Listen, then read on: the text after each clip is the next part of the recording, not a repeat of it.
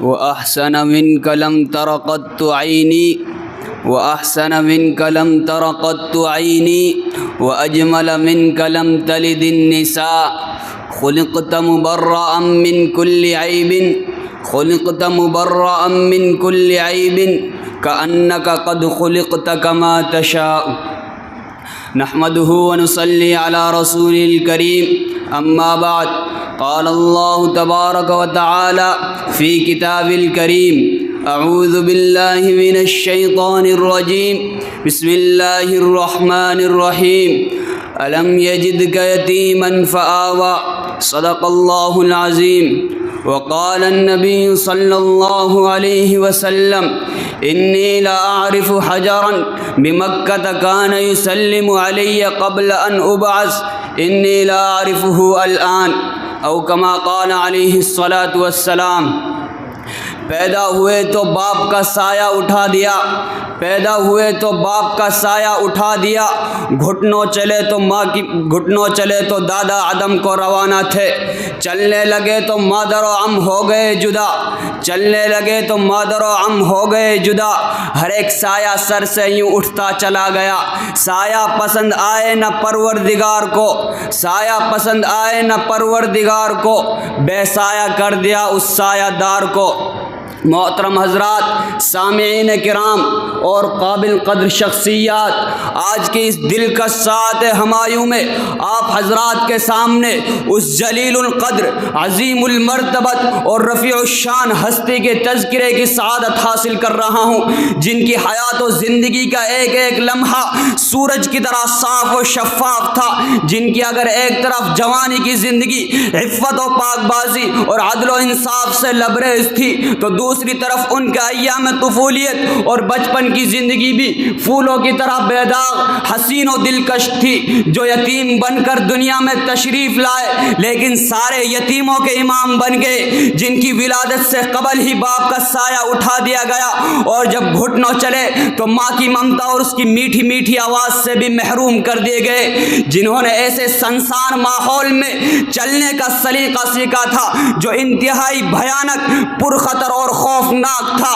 ہر طرف سے گلی کوچوں میں تلواروں کی جھنکار اور گالی گلوچ کی آوازیں سنائی دیتی تھی لیکن قربان جائے آمنہ کے لال اور عبداللہ کے در یتیم پر جن کی آمد پہ لاکھوں سلام جن کی ولادت پہ لاکھوں سلام جن کی طفولیت پہ لاکھوں سلام جن کی شبابیت پہ لاکھوں سلام جن کی نبوت پہ لاکھوں سلام جن کے قدموں پہ سو جان قربان پوری تاریخ انسانیت میں آپ کی کوئی مثال نہیں ملتی اور ملے بھی کیسے قدرت نے آپ کا ثانی کسی کو پیدا ہی نہیں کیا بلکہ پیدا ہونے کے بعد وہ سانچہ ہی توڑ دیا گیا تاکہ کسی کو ثانویت کا شبہ ہی نہ ہو سکے آپ کی بعثت بے مثال آپ کی رسالت بھی بے مثال آپ کا مقام نرالا آپ کی شان بھی بڑی نرالی تھی اسی لیے آپ کے ایام طفولیت بھی بڑی شان والی تھی حضرت انس رضی اللہ تعالی عنہ فرماتے ہیں کہ آپ نے کبھی کسی کو گالی نہیں دی نہ کبھی کسی سے فحش کلامی کی اور نہ کبھی کسی سے بدعہدی اور دغا بازی کی اور نہ ہی کبھی کسی گانے بجانے کی محفل میں شریک ہوئے اور نہ کبھی غیر اللہ کے سامنے پرستش کی زمانہ جاہلیت کے پرمعصیت اور گندے ماحول میں آپ کا لڑک پن اتنا صاف و شفاف تھا کہ دور طفولیت میں ہی ہر طرف آپ کے عدل و انصاف کے چرچے ہونے لگے تھے مکہ کی گلیوں میں کوئی تبصرہ کرتا آمنہ کا لال کتنا نیک اور بھولا بھالا ہے لات اور عزا کی قسم ایسا نیک اور پاکیزہ بچہ نہ تو میری آنکھوں نے دیکھا ہے اور نہ میرے کانوں نے سنا ہے تو کوئی کہتا عبداللہ کا در یتیم وعدہ کا کتنا سچا ہے زمین پھٹ سکتی ہے آسمان ٹوٹ سکتا ہے مگر عبداللہ کا لاڈلا وعدہ کی تکمیل سے کبھی باز نہیں آ سکتا ملا ہے آمنہ کو فضل باری سے یتیم ایسا ملا ہے آمنہ کو فضل باری سے یتیم ایسا نہیں ہے بحر ہستی میں کوئی در یتیم ایسا میرے عزیز ساتھیوں یہ قدرت کا نظام ہے جب بھی کسی انسان کو بڑا بننا ہوتا ہے تو اس کے اخلاق بدل دیا کرتے ہیں رفتار و گفتار، اقوال و افعال اور اس کے کیریکٹر میں تبدیلی آ جایا کرتی ہے جو روشن مستقبل کی غمازی کرتی ہے۔ بچپن میں بچوں کا نہج دیکھ کر ان کی پرواز کی قسم کھائی جا سکتی ہے، اسی لیے رب کائنات نے اپنے محبوب کے ساتھ ویسا ہی معاملہ کیا۔ آپ کے سر پر ختم نبوت کا تاج سجانا تھا، اسی لیے آپ کے پورے سلسلہ نسب کو ہر طرح کی غلاظت و ناپاکی سے محفوظ رکھا۔ مسلم شریف کی روایت ہے، آپ علیہ السلام نے فرمایا، ان اللہ اصطفیٰ کنانۃ من ولد اسماعیل واصطفیٰ قریشا من کنانہ واصطفیٰ قریشا من بنی ہاشم واصطفانی من بنی ہاشم۔ سب سے پہلے اللہ تعالیٰ نے حضرت اسماعیل علیہ السلام کی اولاد میں سے کنانہ کو منتخب کیا، پھر کنانہ میں سے قریش کو منتخب کیا، پھر خاندان قریش میں سے بنی ہاشم کو چنا، پھر بنی ہاشم میں سے مجھے اللہ نے منتخب کیا۔ یہ انتخاب پر انتخاب کیوں؟ اسی لیے آپ کو سید الانبیاء بنا کر مبعوث کرنا تھا، آپ کو تمام دنیا کے لیے رحمت بنا کر مبعوث کرنا تھا، آپ کو شہنشاہ کونین بننا تھا، آپ کو سید الانس والجن کا خطاب دینا تھا، آپ کو خالق کائنات کا محبوب بننا تھا، ہاں آپ کو ساری دنیا کا امام بننا تھا۔ اسی لیے رب کائنات نے اپنے محبوب کے ساتھ ویسا ہی معاملہ کیا۔ ساتھیوں، بعثت نبوی سے قبل سارا عرب برائیوں اور بے حیائیوں کا مرکز محور تھا۔ ایسے نازک حالات میں صلاح و تقوی، عفت و پاک دامنی، شرم و حیا، تواضع و انکساری، سخاوت و فیاضی، مروت و رواداری ایک عجیب سی بات تھی۔ کھیل کود، ناچ گانا، حرام کاری، بت پرستی اور دیگر تمام لغویات سے آپ شروع ہی سے متنفر تھے۔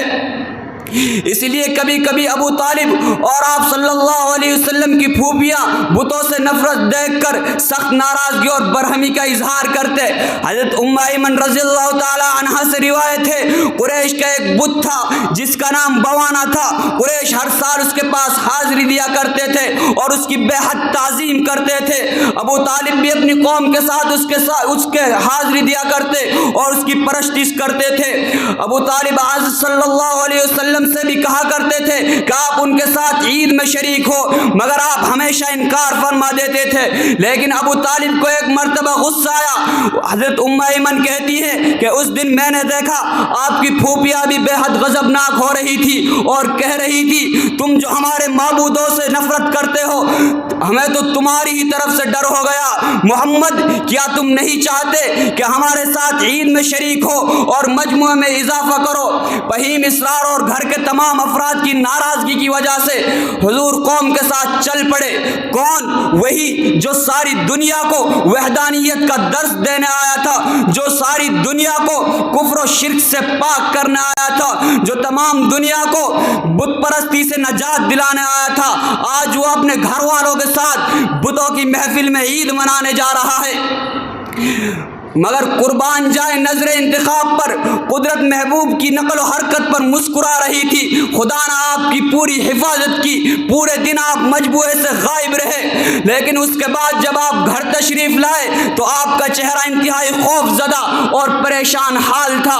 آپ کی پھوپھیوں نے پوچھا، محمد کیا بات ہے، اتنا خوف زدہ کیوں ہو؟ آپ علیہ السلام نے فرمایا، مجھ پر کہیں بھوت پریت کا اثر نہ آ گیا ہو۔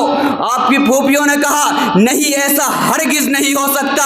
تم بہت نیک ہو، تم میں بہت خوبیاں ہیں، مگر تم یہ بتاؤ تم نے دیکھا کیا؟ آپ نے فرمایا، جب بھی میں بوانا بت کے قریب جاتا میرے سامنے ایک سفید رنگ کا اور بہت قدور آدمی ظاہر ہوتا جس کو میں پہچانتا تو نہیں۔ وہ پکار کر مجھ سے کہتا ہے، محمد پیچھے ہٹو، اس کے ہاتھ بھی مت لگانا۔ ہائے ہائے، پیغمبر کی شان ہی بڑی نرالی تھی، بھولا بھالا، معصوم زبان، چمکتا ہوا چہرہ، شرم و حیا کے پیکر اور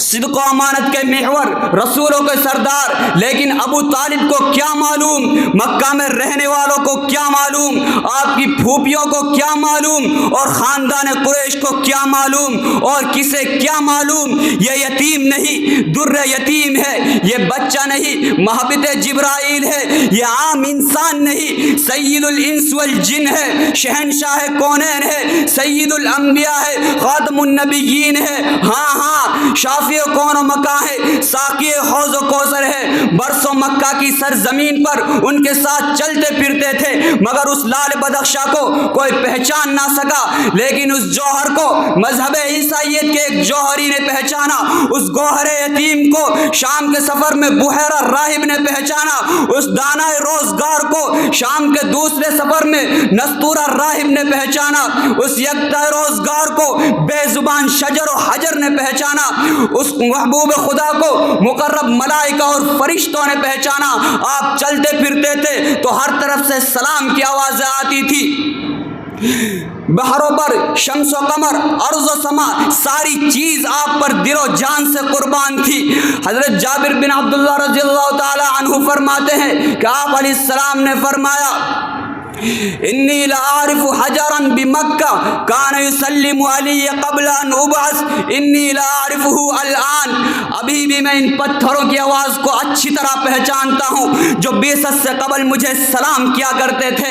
اے نبی، ابتدا بھی تیری بے مثال ہے اور انتہا بھی باکمال، ابتدا بھی تیری بے مثال ہے اور انتہا بھی باکمال، طفولیت بھی شبابیت بھی سب کچھ تیرا بے اعتبار۔ یا صاحب الجمال و یا سید البشر، یا صاحب الجمال و یا سید البشر، من وجهك المنیر لقد نور القمر، لا يمكن الثناء كما كان حقا، لا يمكن الثناء كما كان حقا۔ بعد از قضا بزرگ توئی قصہ مختصر۔ وآخر دعوانا الحمد للہ رب العالمین۔